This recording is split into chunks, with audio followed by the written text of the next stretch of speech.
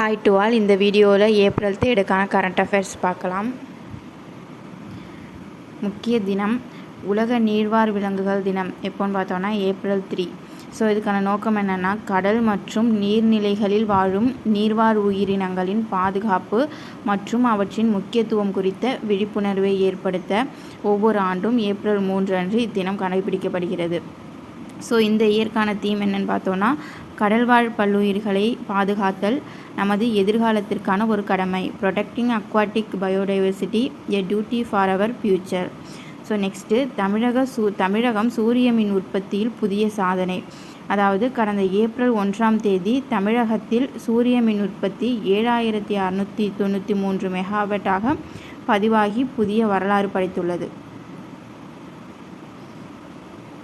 Next தமிழகத்தின் புதிய டிஜிபியாக சந்தீப் ராய் ரத்தோர் நியமனம். ஸோ இவரை பார்த்தோன்னா 1992 ஐபிஎஸ் அதிகாரியாக செலக்ட் ஆகியிருப்பார்.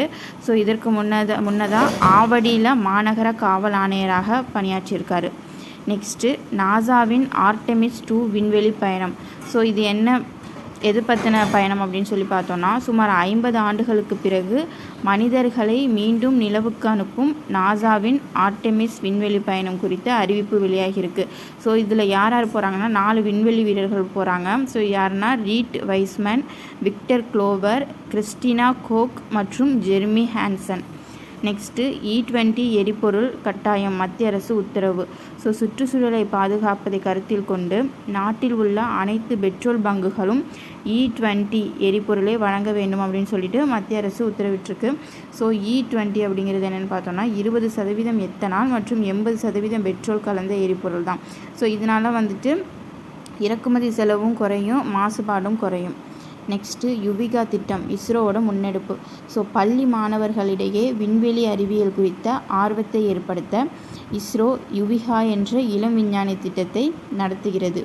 இதில் குறிப்பாக கிராமப்புற மாணவர்களுக்கு முன்னுரிமை வழங்கப்படுகிறது. நெக்ஸ்ட்டு உடன்குடி அனல் மின் திட்டம். ஸோ தமிழகத்தோட புதிய மைல்கல்.